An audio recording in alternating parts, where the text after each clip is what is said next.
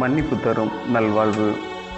ஆகையால் நீங்கள் தேவனால் தெரிந்து கொள்ளப்பட்ட பரிசுத்தரும் பிரியவருமாய் உருக்கமான இரக்கத்தையும் தயவையும் மனத்தாழ்மையையும் சாந்தத்தையும் நீடிய பொறுமையையும் தரித்து கொண்டு ஒருவரை ஒருவர் தாங்கி ஒருவர் பேரில் ஒருவருக்கு குறைபாடு உண்டானால் கிறிஸ்து உங்களுக்கு மன்னித்தது போல ஒருவருக்கொருவர் மன்னியுங்கள்.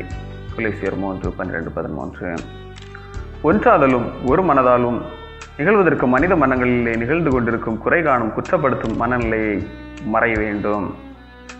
நம்முடன் வாழ்பவரால் வரும் நிறை குறைகளை நம்மில் கணக்கிட்டாலும் மிகுந்திருக்கும் நிறைகளை உணர்ந்திட முடியும்.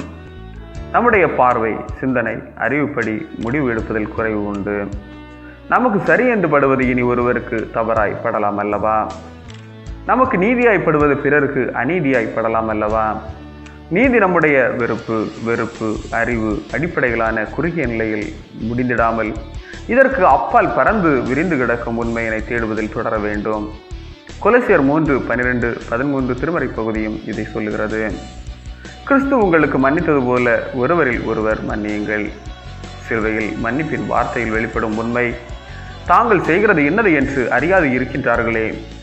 கிறிஸ்து வெளிப்படுத்தும் உண்மை மனநிலை அநீதி என்று அறியவில்லை. அறிந்திருந்தால் தொடர்ந்திருக்க மாட்டார்கள். திருச்சபை மனநிலை இதுவாக வேண்டும். நம்முடன் வாழ்பவரால் வரும் நாம் கருதும் அநீதி அவர்கள் அறியவில்லை.